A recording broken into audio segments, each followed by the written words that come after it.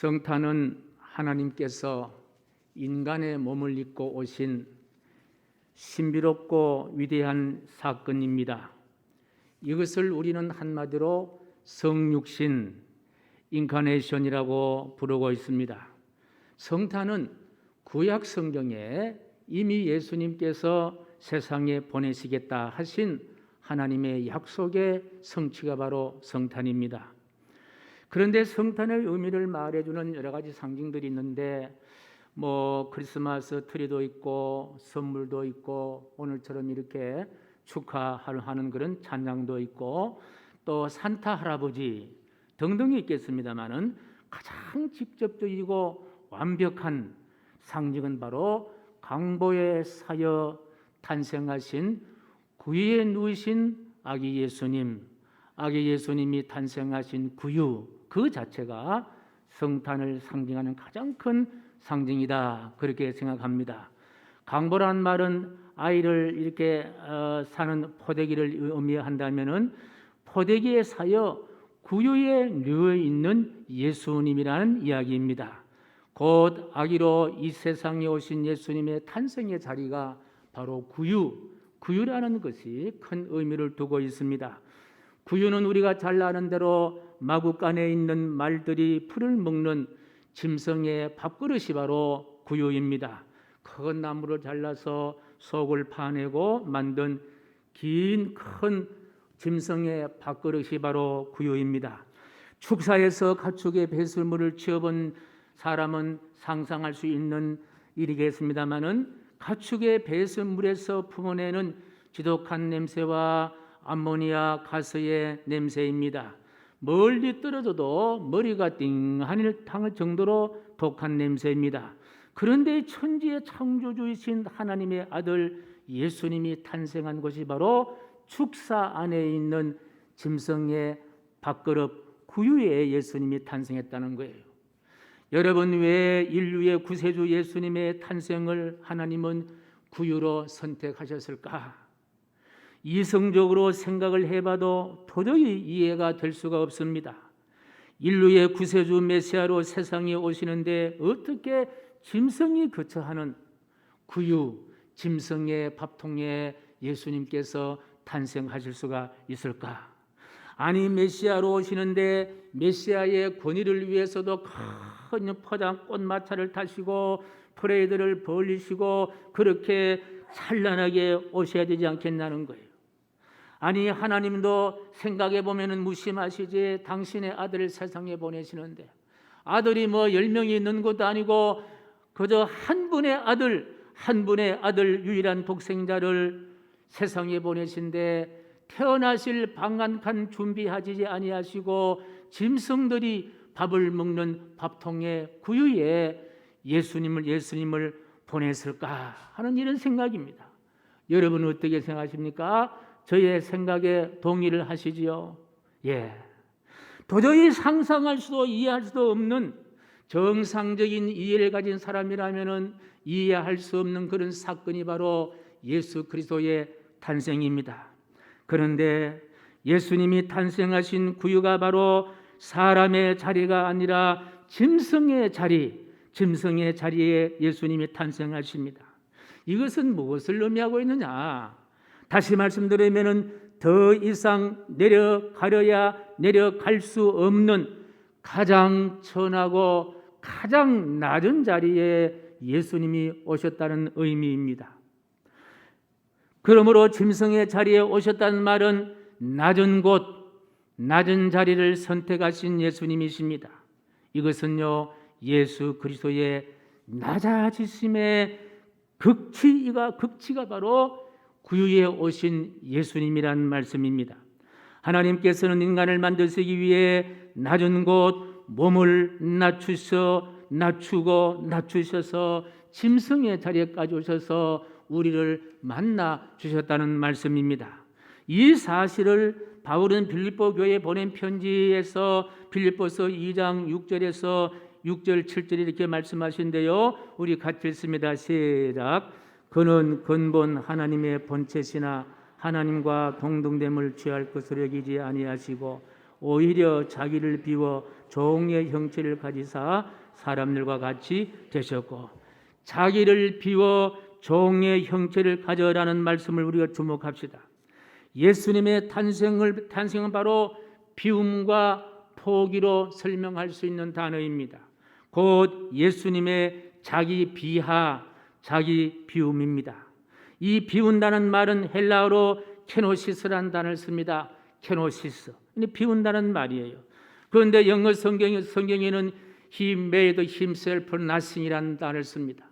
다시 말씀드리면 그는 스스로 아무것도 아닌 존재로, nothing, 아무것도 아닌 존재로 이 세상에 오셨다는 말씀입니다. 예수님께서 짐승의 구위에 오셔야 할 이유가 있습니다. 이것은 바로 당신 자신을 아무것도 아닌 무로 만드시기 위해서. 이것은 예수님의 탄생의 참으로 신비함입니다. 사실 예수님은 본질에 있어서 누구입니까? 하나님이십니다. 하나님과 동등한 분이십니다. 신적인 영광과 존귀와 권세를 누릴 수 있는 그와 같은 창조주이십니다.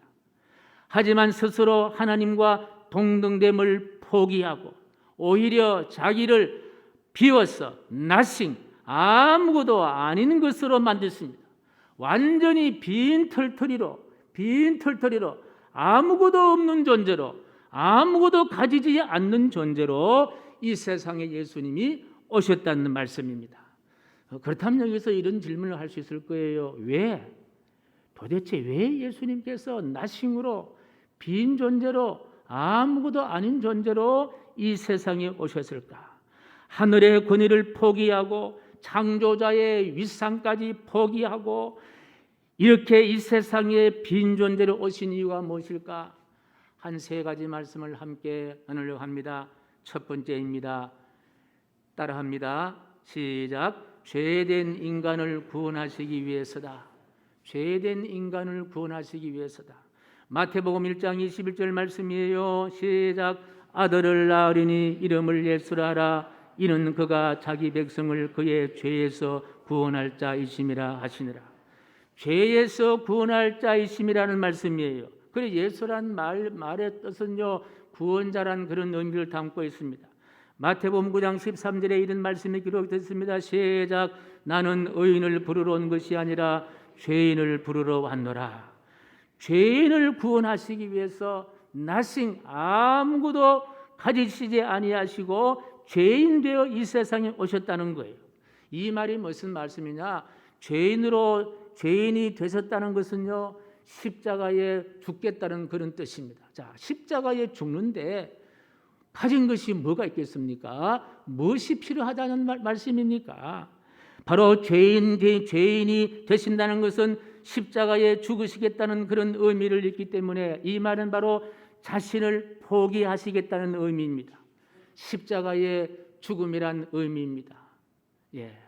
우리가 세상을 떠날 때에 죽음을 보게 되면요, 아무것도 없는 거예요. 수위에도 주머니도 없잖아요. 아무것도 없습니다. 바로 예수님께서는 자신의 생명을 십자가에서 죽기 위해서 nothing으로 오셨다는 말씀이에요. 왜 그러냐? 바로 죄 많은 우리를 죄에서 구원하시기 위해 스스로 죄인 되어 오셨다는 거예요. 그래서 우리가 예수 믿고 구원을 얻었다는 말은 날 위해 예수님이 nothing으로 오셔서 십자가에 죽으셨다 그 말입니다. 날 위해 십자가에 죽으셨다는 말은 무슨 말씀이에요? 죄인인 저와 여러분을 구원하셨다, 그런 의미가 있다는 말씀입니다. 그래서 죄와 허물된 나를 구원하시려고 예수님은 세상에 오셨음을 믿습니다. 세상의 모든 종교라든지 철학 사상은요, 하나님과 인간의 관계를 두 가지로 설명합니다. 첫 번째 설명은요, 인간의 힘과 노력으로 하나님께 가는 관계입니다. 이것을 주로 많이 이야기하는 것은요, 불교가 대표적인 그와 같은 종교입니다. 그래서 하나님께 가려고 돌을 닦고 세상 욕을 스스로 버리고 많은 고난을 스스로 그렇게 거치면서 신에게 나아가는 그런 모습을 보게 됩니다. 다른 하나는요, 그거 아니라 하나님이 우리 인간에게 오신 관계입니다. 그것이 바로 그리스도입니다. 바로 성탄은 바로 하나님이 우리에게 오신 사건입니다. 성탄은 타락한 인간이 스스로 힘으로 하나님께 나갈 수가 없기 때문에 하나님 편에서 인간에게로 오시기 때문에 하늘 보좌를 포기해야 합니다. 거룩하신 의인도 포기하셔야 합니다. 당신의 창조자의 권위도 포기하십니다. 그 포기의 현장이 바로 짐승들의 밥통인 구유가 바로 하늘을 포기하고 창조주의 권위를 포기하고 모든 것을 포기한 그 자리가 바로 짐승이 음식을 먹는 밥통인 줄로 믿습니다. 구유와 같은 죄에서 구원하고 그들에게 참 생명을 주기 위함이었습니다. 바로 케노시스. 예수님의 비움은 그 자체가 정말 우리에게 생각하면 생각할수록 눈물겹도록 감동스러운 것이 바로 전능자 하나님께서 모든 것을 포기하고 스스로 아무것도 아닌 존재로 그렇게 인식하시고 죄인은 우리를 구원하시기 위해서 구유에 탄생하셨다는 의미입니다. 두 번째입니다. 같이 읽습니다. 시작. 우리와 함께 하시기 위해서다. 우리와 함께 하시기 위해서다. 마태 1장 23절 말씀인데요. 같이 시작. 보라, 처녀가 잉태하여 아들을 낳을 것이요 그의 이름은 임마누엘이라 하리라 하셨으니 이를 번역한즉 하나님이 우리와 함께 계시다 함이라. 하나님이 우리와 함께 계신다. 제가 지난주에도 말씀드렸습니다만요, 우리가 기운을 낼 수 있는 가장 큰 이유가 뭐냐? 우리가 하나님을 믿는 가장 큰 권위와 하나님 믿는 가장 큰 이유가 무엇입니까? 하나님이 나와 함께 하신다. 임마누엘이라는 말이에요. 임마누엘이라는 말은, 임마누라는 말은 우리와 함께 있다, 그런 말입니다. 엘이라는 단어는요, 전능자 하나님이시라는 말씀이에요. 다시 말씀드리면 하나님이 우리와 함께 한다. 정말 대단한 능력이요 대단한 힘입니다. 저는 어릴 때 시골에 살았는데 시골에 살 때에 집에 개를 한 마리 키웠습니다. 그런데 부모님이 이렇게 마실에 가시고 나면요, 종종 혼자 있을 때가 있는데 그런 밤이 되면요 무서워요. 산 속에서 짐승 소리도 나고 부엉이 소리도 나고 또 그 당시에는요 이빨 빠진 호랑이가 동네 돌아다닌다는 그런 이야기를 듣기는 거예요. 그래서 밤 되면 무서워요. 그런데요 개 한 마리 있으면요 안 무서워요. 개가 막 짖습니다. 그러면요 덜 무서워요. 안 무서워요. 또 어머니가 그런 이야기를 하시더라고요. 아버지가 어디 가시고 또 우리가 잠잘 때에 어린 아이 하나만 있어도 젖먹이 아이만 품고 있어도요 안 무섭다는 거예요. 어머니는 그런 경험들을 들어 하시지요. 말 못하는 힘없는 아이 하나만 같이 있어도 안 무서워요. 말 못하는 짐승인 개 한 마리만 있어도 덜 무섭고 말 못하는 어린아이 힘없는 아이 하나만 있어도 안 무서운데 우주 만물을 창조하신 하나님이 우리와 함께 하신다는 거예요. 그 하나님이 저 멀리 하늘에 계시는 분이 아니라 우리 안에 있고 우리와 함께 있고 우리 곁에 있고 우리 옆에 있고 우리 뒤에 있고 우리 앞에 계신다는 생각을 하니까 얼마나 이것이 고맙고 감사하고 은연하는 거예요. 할렐루야. 사랑하는 성도 여러분, 그렇습니다. 하나님이 우리와 함께 하신다는 거예요. 우리가 어렵고 힘들 때 더 함께 하십니다. 우리가 잘 될 때는요 뒤에서 더 박수를 쳐주시고 격려하시고 잘 되게 하기 위해서 더 함께 하신다는 거예요. 우리가 힘들고 어려울 때요 더 함께 하신다는 거예요. 할렐루야. 이것이 바로 우리 예수님께서 임마누엘 우리와 함께 하신다는 말씀입니다. 영국의 흑암 암흑기에 회복할 수 있게 하신 유명한 성직자가 바로 존 웨슬레 목사님이십니다. 이분은요 한평생 굴곡이 많고 어렵고 힘든 생애를 보내시고 그리고 임종 직전에 이런 유명한 말을 남기는데요, 그래서 웨슬리의 묘비에 새겨져 있는 글귀입니다. The best of all, God is with us. 이 말이 무슨 말입니까? 무엇보다도 최고의 사실은, 모든 것 중에 가장 큰 것은 하나님이 나와 함께 하신다. 하나님이 우리와 함께 하신다. 저 창조주 하나님이 미천한 피조물인 우리와 함께 하시기 위해서 우리 예수님은요 케노시스 비우신 거예요. 비우신 거예요. 여러분, 내가 많이 가졌는데 정말 가난한 사람과 함께 한다고 하면 함께 되겠냐는 거예요. 내가 권력이 이만큼 큰데 정말 권력이 없는 어려운 사람과 함께 한다면요 그게 함께 되겠냐는 거예요. 예, 내가 몸이 너무 아픈데요 건강한 사람이 내 너 마음을 안다, 내 너를 이해한다 하면 이해가 되겠냐는 거예요. 우리 하나님은 약자로 오셨고 가지지 않은 자로 오셨고 십자가에 달려 죄인으로 돌아가신 그분이기 때문에 임마누엘 하실 수가 있다는 거예요. 우리와 함께 하실 수 있다는 거예요. 이것이 바로 성탄의 가장 놀라운 그와 같은 은혜인 줄로 믿습니다. 그 주님이 오늘 2021년 성탄 축하 감사 예배를 드리는 여러분과 함께 하십니다. 여러분 곁에 오셨습니다. 여러분 마음에 오셨습니다. 여러분의 손을 잡고 계신다는 거예요. 그리고 지난 삶을 가만히 돌아보면요, 저도 그래 가만히 이 교회를 목회하면서 증거한 걸 보니까요, 정말 하나 내 삶을 되돌아보는 그 삶의 흔적들 속에는요 주님이 함께 하셨습니다. 하나님이 함께 하셨습니다. 그거밖에 없는 거예요. 우리가 먼 훗날에 이 세상을 마감하는 날 우리가 고백할 수 있는 일은요 지금까지 살아온 것 하나님이 함께 하셨습니다. 이 내용이 확실히 나의 고백이 된다면요 성공적인 삶을 살았고 성공적인 믿음의 생활을 한 거예요. 믿음이라는 것이 무엇입니까? 하나님이 나와 함께 한다는 사실이 믿어지는 게 믿음이에요. 하나님이 내 손을 잡고 계신다는 사실이 믿어지는 거예요. 꿈속에서라도 하나님이 나와 동행한다는 사실이 믿어지는 거예요. 그게 믿음이라는 거예요. 그래서 성탄의 두 번째 의미는 임마누엘이다. 세 번째 의미는 바로 이런 의미예요. 같이 읽습니다. 시작. 참 평화를 주시기 위해서다. 에베소 2장 14절 말씀요. 같이 시작. 그는 우리의 화평이신지라 둘로 하나를 만드사 원수된 것 곧 중간에 막힌 담을 자기 육체로 하시고. 어떤 시인이 이렇게 이야기했습니다. 현대인들은 담을 쌓는 일은 쉽게 하지만 다리를 놓는 일은 하지 않는다는 거예요. 담 쌓는 일은 쉽습니다. 그런데 끊어진 관계를 연결하는 다리 역할을 하는 것은요 쉽지 않다는 말씀이에요.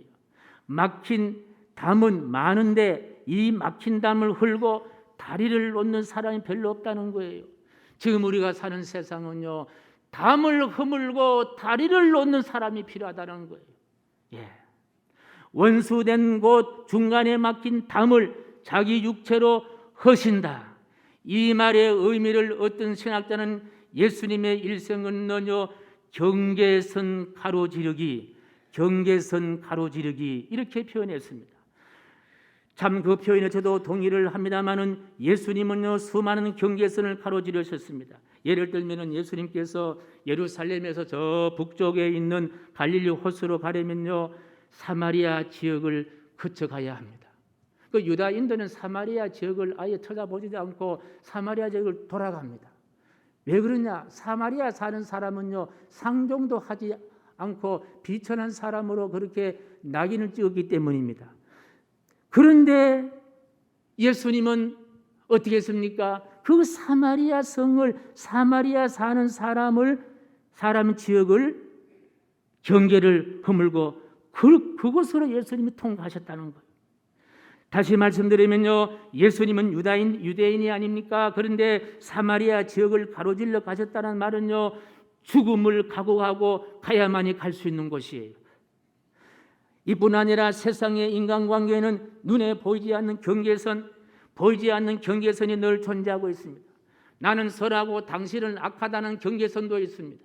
나는 잘 살고 당신은 가난하다는 경계선도 있습니다. 나는 많이 배웠고 당신은 배우지 못했다는 경계선도 있습니다. 나는 잘났고 당신은 못났다는 그런 경계선도 있습니다. 이뿐 아니라 동서의 경계선, 남북의 경계선도 있습니다. 강한 자와 약한 자의 경계선도 있습니다. 이런 경계선들이 거미줄처럼 얽혀 있습니다. 이 경계선 때문에 미움과 시기와 갈등이 생기는 거예요. 이 해묵은 뿌리에 경계선의 뿌리를 뽑기 위해서 우리 예수님은 경계선을 가로지르셨다. 경계선을 허물어 떨으셨다. 그래서 누가복음 4장 16절의 말씀 보면요, 이런 말씀 시작. 주의 성령이 내게 임하셨으니 이는 가난한 자에게 복음을 전하고 하시려고 내게 기름을 부으시고 나를 보내사 포로된 자에게 자유를, 눈먼 자에게 다시 보게 함을 전파하며 눌린 자를 자유롭게 하고. 이처럼 예수님께서 전하는 길은요, 모든 경계선이 와르르 무너진 줄로 믿습니다. 가난이라는 경계선, 매임이라는 경계선, 눈먼 자의 어리석임이라는 경계선, 억눌림이라는 경계선, 이뿐 아니라 미움이라는 경계선, 불신이라는 경계선, 시기 질투라는 경계선, 이념의 경계선, 예수님이 십자가를 지시고 가로질러 가신 경계선은 한결처럼 무너진 줄로 믿습니다. 왜요? 예수님은 케노시스 때문입니다. 비움으로 오시기 때문인 거예요. 그런 것이 필요 없다는 거예요. 우리 인생을 살아가는데 이런 경계선이 필요 없다는 것, 이것이 바로 비움의 미학이다.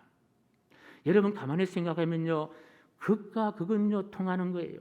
서쪽으로 계속 가면요, 어느 쪽으로 나옵니까? 다시 동쪽으로 다시 모아지는 거예요. 오른쪽으로 가면 어느 쪽에 나옵니까? 왼쪽과 연결되는 거예요. 그래요, 안 그래요? 예. 내가 뒤로 계속 가면요, 결국은 어디가 나옵니까? 앞이 나온다는 거예요. 이게 우주의 원리입니다.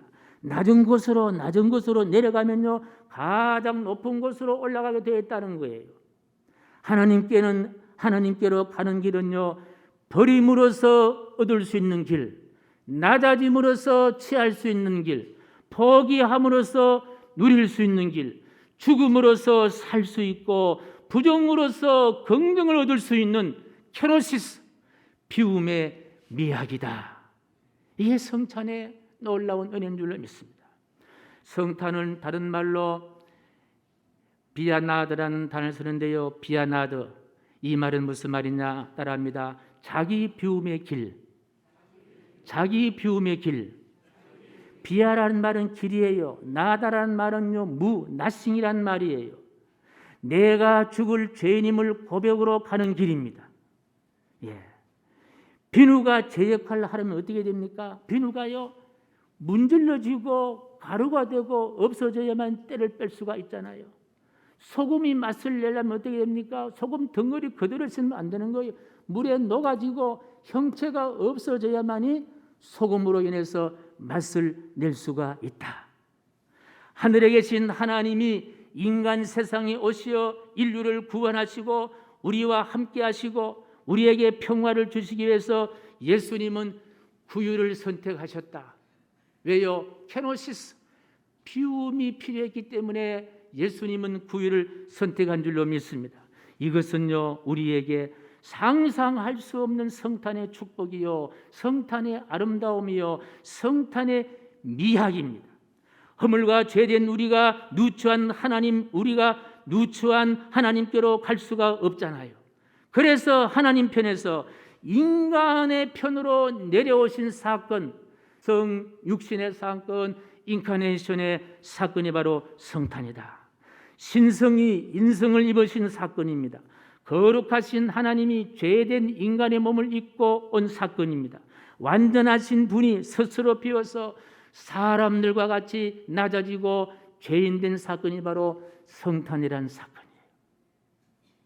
자, 이제 2021년 성탄절 감사 예배를 드리는 우리의 각오는 어떠해야 합니까? 마태가 전하는 16장 24절의 말씀을 깊이 새기면 좋겠다 생각합니다. 같이 읽습니다. 시작.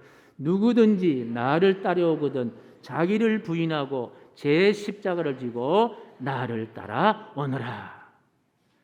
지금은요, 어떤 사람 필요하느냐? 나를 비워낼 줄 아는 사람이 필요하다. 나를 비워내면요, 누가 채우느냐? 하나님이 채워주십니다. 믿습니까?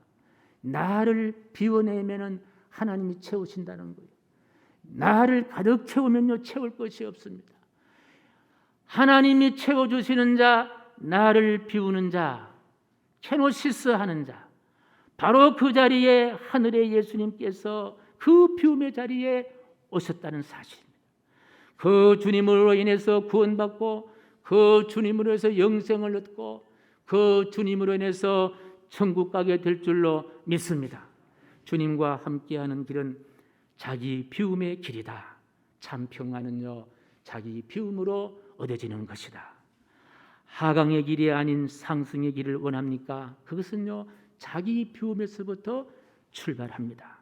이 은혜가 우리의 삶에 깊이 각인되시기를 주님의 이름으로 간절히 축복합니다. 주님, 저를 비웁니다.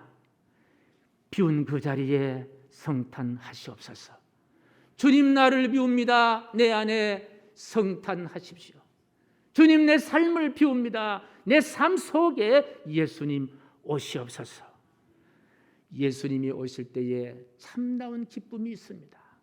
예수님의 오심의 기쁨을 담아서 찬송가 115장 1절과 3절만 같이 부르겠습니다.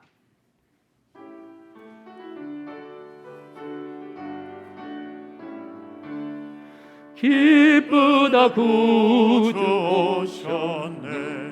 만백성 맞으라. 온 교회여 다 일어나. 다 찬양하여라. 다 찬양하여라. 다 찬양하여라. 온 세상 죄를 사하려 주 예수 오셨네. 죄와 슬픔 몰아내고 다 구원하시네. 다 구원하시네. 다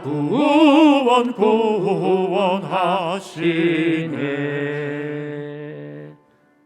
말씀을 마치면서 13절 14절 말씀을 함께 읽겠습니다. 시작.